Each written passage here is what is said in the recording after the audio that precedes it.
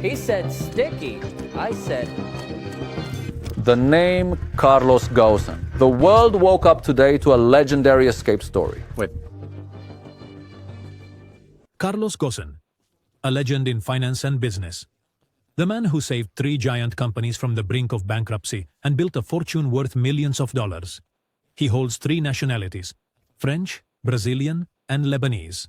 His genius amazed everyone, and his impressive achievements exceeded all expectations. Suddenly, he found himself entangled in a mysterious financial case, leading to his imprisonment in a Japanese jail. But after everyone thought his end was sealed, he turned the tables and executed a legendary escape that puzzled governments and baffled the global press, as if it were a scene from an exciting Hollywood movie. His story spread around the world, becoming the most famous and clever escape of the 21st century.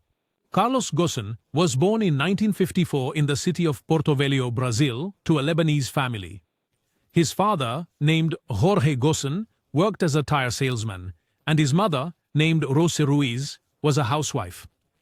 At the age of 9, Carlos moved to Lebanon to continue his secondary education. Afterwards, he traveled to Paris to complete his university studies, and after graduating in France, he obtained a managerial position at Michelin, the largest tire manufacturing company in Europe. And thanks to his diligence and distinction, he quickly climbed the career ladder until he became the head of the company's American division, a high-ranking position. Since Michelin is a French company, it had a strong relationship with Renault, the car manufacturer. One day, the CEO of Renault heard about Carlos's successes with Michelin. He contacted him directly and offered him a job as his deputy in the company.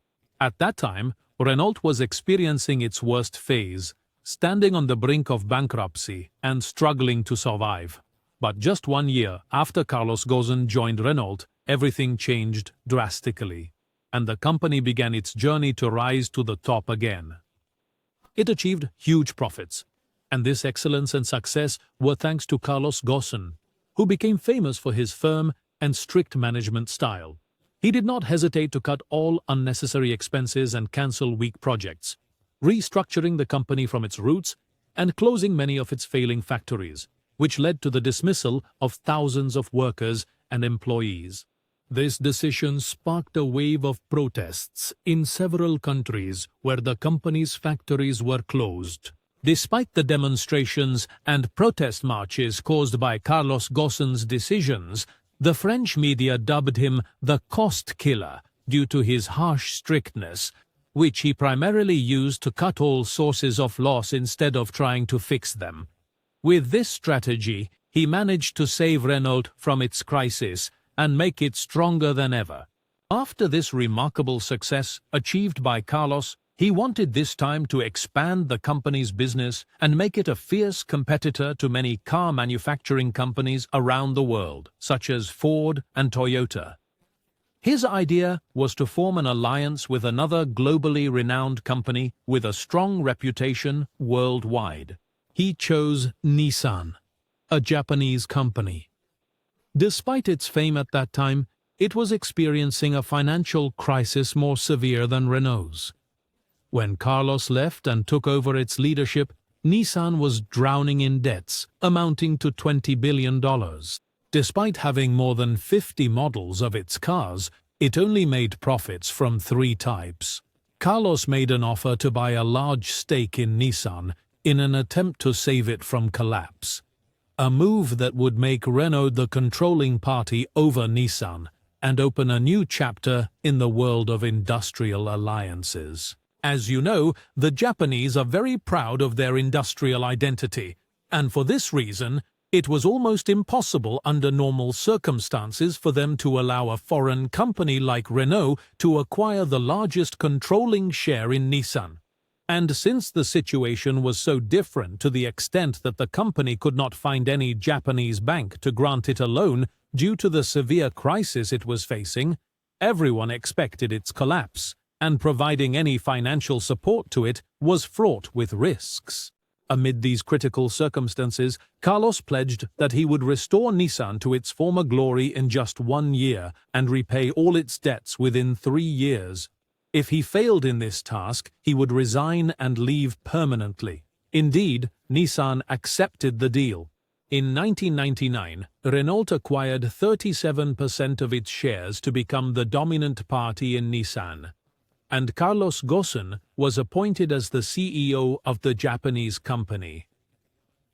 This was an unprecedented historical event, as never before had a large Japanese company like Nissan been headed by a foreign president. After that, Carlos traveled to Japan, and upon his arrival he visited all of Nissan's factories, then developed a comprehensive strategy to rescue the company from its current predicament. A plan very similar to what he did with Renault previously, but it was harsher and more stringent. He closed 5 factories entirely at once, and thousands of employees were laid off, which sparked large protests from workers against losing their jobs, causing a massive opposition campaign against the Renault-Nissan alliance. To the Japanese, it seemed as if nothing could stop Carlos Ghosn, especially when he began imposing decisions that contradicted Japan's sacred traditions. Initially, he announced the adoption of English as the official language of the company to expand globally. He also abolished the seniority-based promotion system, a long-standing Japanese tradition, and replaced it with incentives and promotions based solely on the profits the company earned. Those changes were against Japanese traditions and customs and brought him a large number of enemies, including members of the management themselves. However, these modifications quickly proved effective, and the company achieved many accomplishments and changed completely. Carlos achieved great success with Nissan, as he had promised them before. The company also achieved huge financial profits in just 1 year. Thus, Carlos's reputation in Japan changed from a foreign killer to a foreign savior, and people called him the man with the magic touch, the man who can save any company from loss and failure to profit and success. Little by little, his name began to be mentioned more among people, not only in Japan but all over the world. His image occupied the front pages of major global media outlets, and he began to collect awards, one after another, until his fame reached a stage where the Japanese immortalized his story in a famous manga series that sold more than 1 million copies. He was no longer just a CEO of the company, but a true star, treated like a hero and received unprecedented respect, to the extent that whenever he entered any restaurant in Japan, people would stand and applaud him enthusiastically. Renault and Nissan's profits continued to grow year after year until 2005, when the CEO of Renault retired, and Carlos took over his position, becoming the CEO of both Renault and Nissan, a historic event that had never happened before. This achievement put a lot of pressure on Carlos, to the extent that some of his relatives advised him to give up one of the positions. But he completely refused and insisted on continuing as the leader of the alliance. Carlos Ghosn was receiving an annual salary of $17 million. And although this figure was not high compared to the salaries of top CEOs in foreign companies, it was high by Japanese company standards. For example, Ghosn's salary was 11 times larger than the salary of the CEO of Toyota, which was the largest car manufacturer in Japan. These huge sums of money that Carlos received were a reason for increasing envy and resentment among many executives and administrative officials in Japan, even among members of Nissan's own board of directors, as there were many people who harbored hatred and envy towards him in silence. As for his personal life, Carlos Ghosn did not hesitate to show his luxurious style. He held lavish parties, owned luxury cars, bought expensive things for his family, traveled on a private jet, and owned a yacht worth $10 million. He lived a life of extravagance in all its details through the money he earned from his work. However, This lifestyle seemed strange and shocking compared to Japanese customs and traditions, where people were used to seeing ministers and company presidents going to work on bicycles. Therefore, they did not accept a foreign president who flaunted his wealth publicly and received the highest salary in the country. It was natural for the number of people resenting Carlos to increase day by day. Hatred would reach its peak on the 19th of November, the day that turned Carlos's life upside down. On that day, he was preparing to attend a meeting with the Nissan board of directors. He left Paris after bidding farewell to his family and wife. He boarded his private plane and headed to Tokyo, unaware that fate had a shocking surprise in store for him. As soon as his plane landed at Tokyo airport, Carlos was surprised by the Japanese police waiting for him. The police surrounded Carlos's plane with their cars. They boarded the plane and immediately grabbed him on the steps. Carlos Ghosn was surprised by what was happening to him, so he asked the police why he was being arrested. They told him he was accused of financial corruption. He asked for more details, but they did not answer any other questions. Then they took him straight to prison.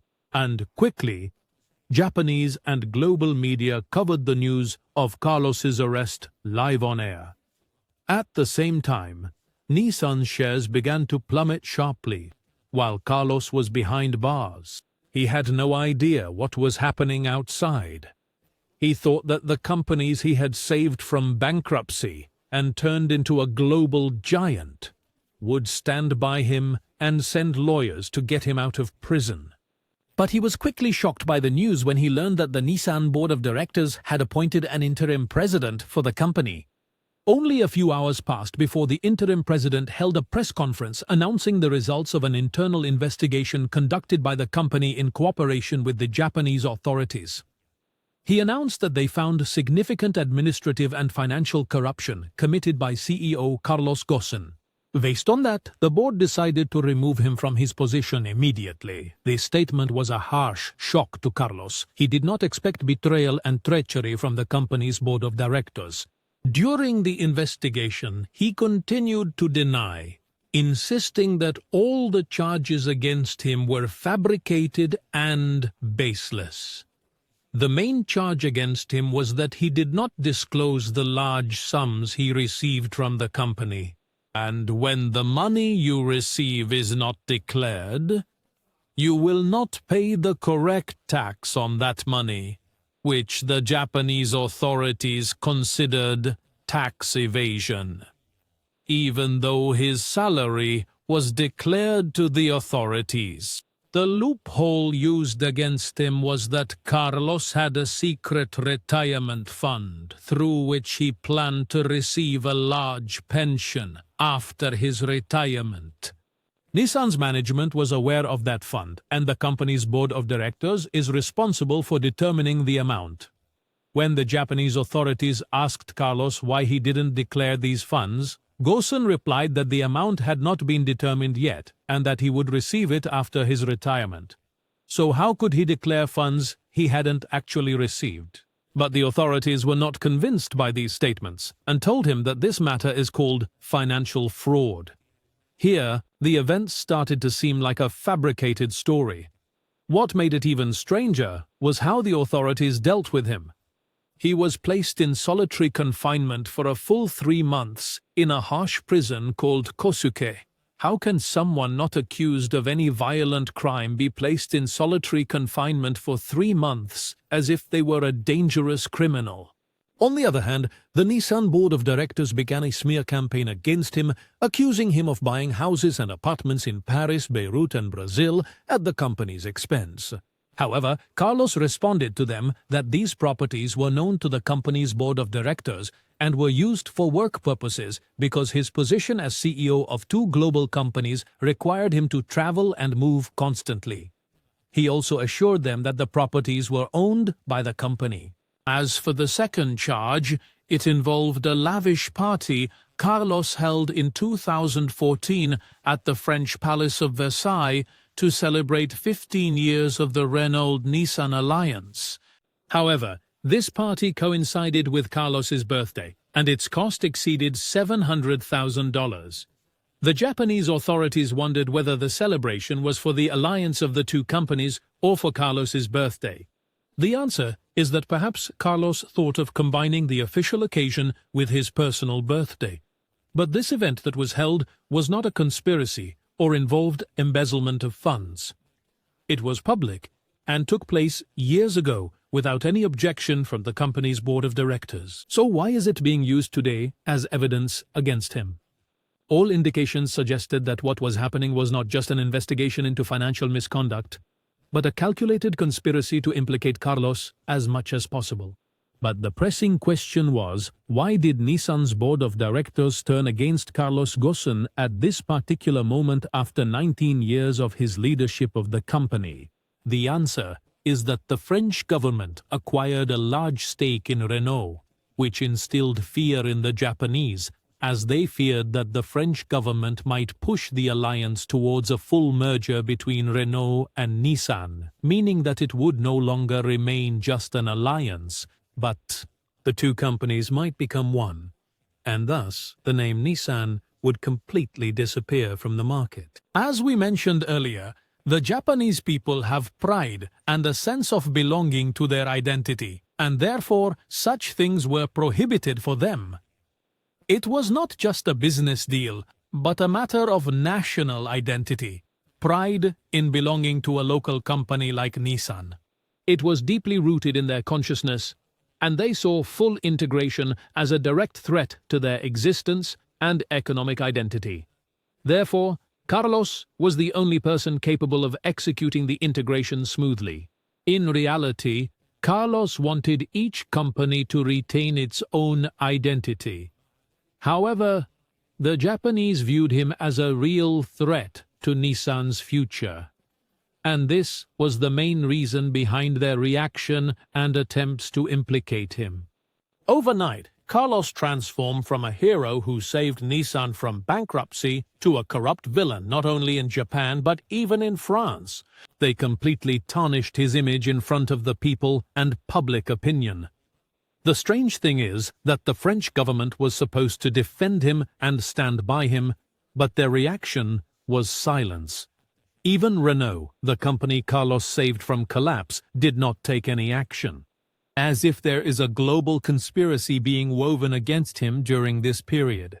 Carlos was still in prison, and the prosecutor's office had no real evidence to convict him. They were trying to extract a confession from him by any means, so they focused on constantly interrogating him. The interrogation sessions were long, sometimes reaching 14 continuous hours without a lawyer present. They also intimidated him by arresting his wife and threatened him with solitary confinement, pressuring him to confess to crimes he did not commit. Carlos was treated more like a hostage than an accused. Despite that, Carlos remained steadfast in his innocence, denying all the charges against him. After 3 months of solitary confinement, the court in Tokyo decided to release him on a massive bail of 2 billion yen, approximately $9 million. Carlos was able to pay the bail and had no other choice, so he was released from prison amid extensive media coverage. The journalists continued to follow his car until he reached his apartment, making it impossible to hide his place of residence. It became impossible for him and his family to move freely because of the journalists who surrounded his home day and night. During this period, Carlos was busy preparing for his next step by gathering some information in preparation for holding a press conference on the 11th of April to announce all the facts and everything he was subjected to, and to expose the conspiracy that was plotted against him. But less than 24 hours before posting his tweet announcing that, the Japanese authorities surrounded his apartment and arrested him for the second time. They were afraid that he would be allowed to speak publicly and expose their conspiracies against him. Despite posting bail, they did not hesitate to arrest him again. However, his lawyers anticipated this scenario, so they recorded a video for him in advance as a backup plan in case he was arrested, which indeed happened. As for the second arrest, Carlos remained in jail for 21 days before being released on a new bail of $5 million. In other words, he paid a total bail of $14 million. However, his second release from prison was not entirely free, as the Japanese authorities imposed some harsh and strange conditions on him. First, they confiscated his Lebanese and Brazilian passports, allowing him to keep only his French passport as a document to prove his identity. Second, he was prohibited from leaving Japan. Third, confiscation of all his personal devices, including phones and computers. Fourth, and the strangest condition, he was prohibited from communicating with his wife or family entirely.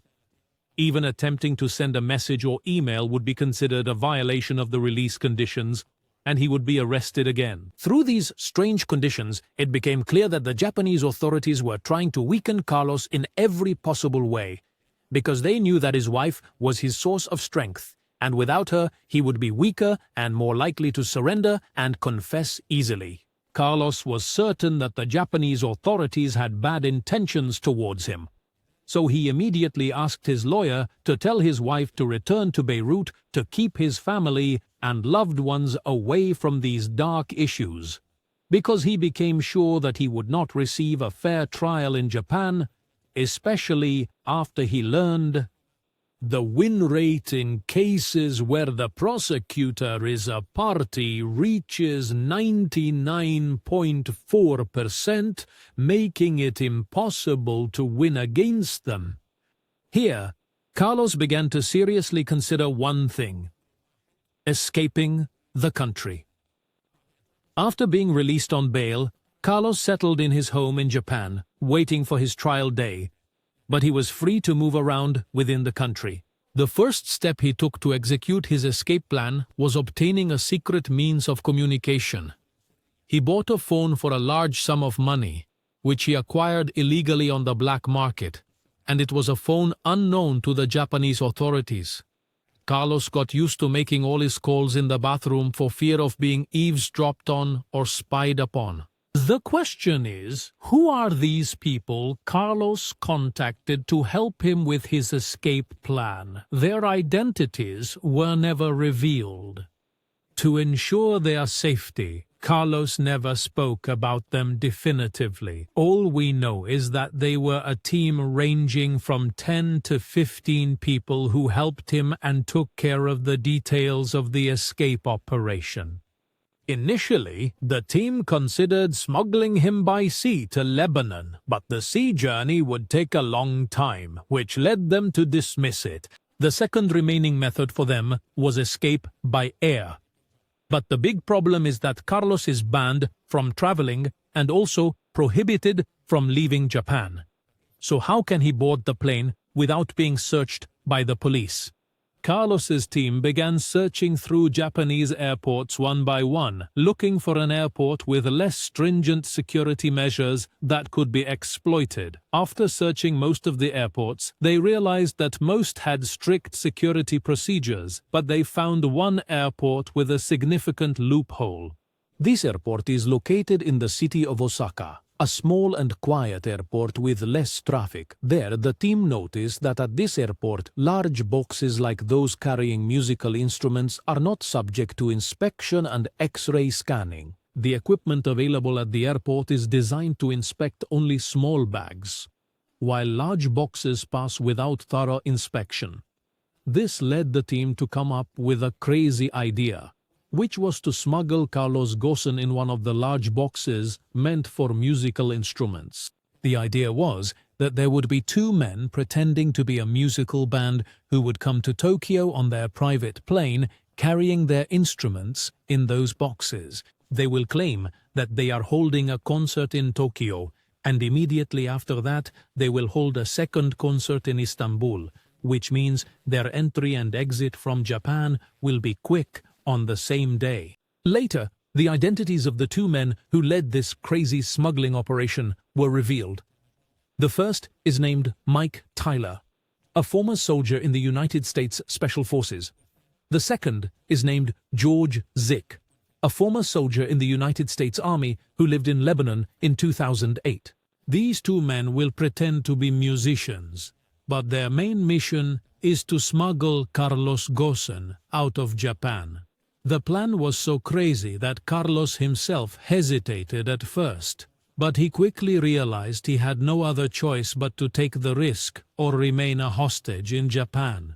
The first problem in the plan was that Carlos's house was under strict surveillance by the authorities, and although he was free to move around within Japan, the trip to Osaka would be more suspicious. Carlos was also used to noticing some people around his house watching him. They seemed to be affiliated with the Japanese authorities. Carlos asked his lawyer if they had the right to monitor him in this way. His lawyer replied that they do not have the right to do so, but we cannot prove anything against them. Carlos asked his lawyer to find a solution to this problem. So the lawyer suggested bringing in some journalists interested in scandals, and we will tell them what is happening to confuse the informants and push them to stop the surveillance. The lawyer contacted some journalists, and when they arrived at his house, Carlos noticed that the informants quickly disappeared, because if they appeared in front of the media cameras, it would be a major scandal for the Japanese authorities. After hours of waiting, the journalists left the place. Shortly after, the informants returned to their positions. Carlos saw them in their cars and others on the street in front of his house. Here, Carlos realized that if he wanted them to leave, all he had to do was call the journalists, and then they would quickly disappear. In the end, the smuggling team set the 29th of December, 2019 as the day to execute their escape plan. However, there was another remaining problem, which was that Carlos was very famous in Japan and his foreign features attracted people's attention. Fortunately for them, the timing of the operation coincided with winter in Japan, where people were accustomed to wearing heavy coats and winter hats in addition to masks, which were common among them, and this gave Ghosn a golden opportunity to hide his features. So he hid behind a large winter hat and a face mask to look like an ordinary Japanese person, which made it easier for him to blend in with the crowds without attracting any attention. And before moving, the lawyer called the journalists and told them that informants were watching Carlos around his house. When the press arrived, the informants disappeared again. As soon as Carlos noticed the informants were gone, he went out wearing his winter clothes without being noticed. He went directly to a hotel called Grand Hyatt. There, he met the two men assigned to smuggle him, Mike Taylor and George Zick, who advised him to act calmly to avoid drawing attention. From the hotel, they left in a taxi to the train station, and from there, they took the bullet train to Osaka. After arriving in Osaka, they went to a hotel where the smuggling box was waiting for them. Carlos tried to enter the box to check if he could breathe inside it normally. Indeed, they had made small holes designed to allow air to pass through. After that, he changed his clothes, then entered the box, and they covered him with a white cloth. Then the two men asked the hotel staff to bring down the box, and they requested them to be careful because it contained expensive musical instruments. Then they placed the box in a small white truck next to another similar box filled with real musical instruments. After that, the truck headed towards the airport. When they arrived, the two men unloaded the truck and headed towards customs. From inside the box, Carlos could hear the staff speaking in Japanese. The box kept moving until they reached the customs checkpoint. Carlos heard one of the men talking to the customs officer, telling him that the concert was great and thanking him for their cooperation. As we mentioned before, Mike Taylor and George Zick entered Japan that morning through the same airport, passing by the same customs officers on the basis that they would be holding a concert in Tokyo. Then they leave the country after their concert on the same day. When they returned in the evening with the large boxes, customs officers asked them about the contents of the boxes. The men confidently replied that they contained musical instruments. They then reminded them that these boxes were inspected in the morning when they entered Japan. And now they take their instruments after finishing their concert in Tokyo, and they were traveling by their private plane to Istanbul for their next concert. Mike Taylor, one of the customs officers, told them that these instruments are very expensive and must be handled with great care or they might break. We don't want them to break before the concert awaiting us in Istanbul. He also asked them not to delay them. The customs officers didn't think twice, especially since they had inspected the boxes in the morning. So there was no need to check them again, because the musicians would be traveling on their private plane. Carlos heard two customs officers joking with each other. One said to the other that these two men are probably smuggling beautiful girls inside the boxes. Both laughed and did not search the boxes or even try to open them. All they did was put their luggage through the X-ray machine and let them go. Later, Carlos said that the plan wouldn't have succeeded without luck, in addition to some circumstances that helped us, like the timing of the operation coinciding with the end of the year.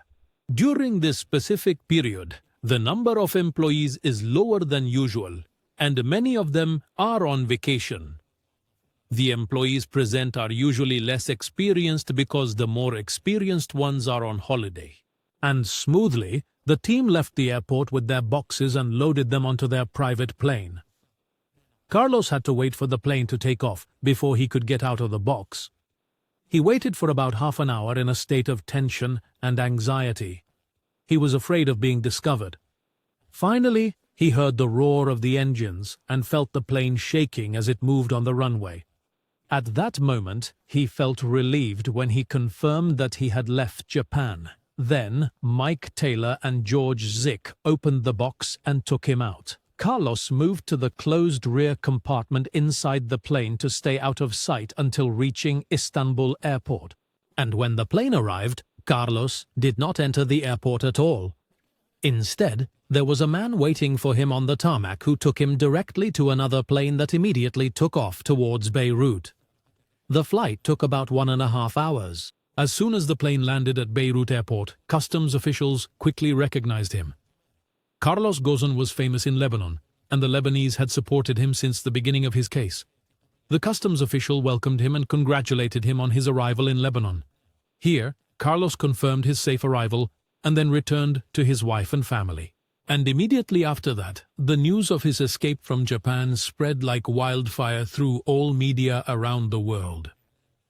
The Japanese authorities did not accept this, accusing his lawyers of negligence and not monitoring him well, even though it is not their responsibility. After that, the Japanese authorities issued an international arrest warrant for Carlos Ghosn through Interpol. However, Lebanon is not one of the countries that extradites its citizens to any other country, and it was clear that they would support and protect him. After that, Carlos held a large press conference in Beirut where he explained to the world everything that happened to him. He defended himself by revealing all the important details and information and the difficult conditions of his detention. And in the end, he said he did not escape justice but fled because there was no fair trial in Japan from that moment. Carlos appeared in many interviews with well-known Arab and foreign channels discussing all the details of his case.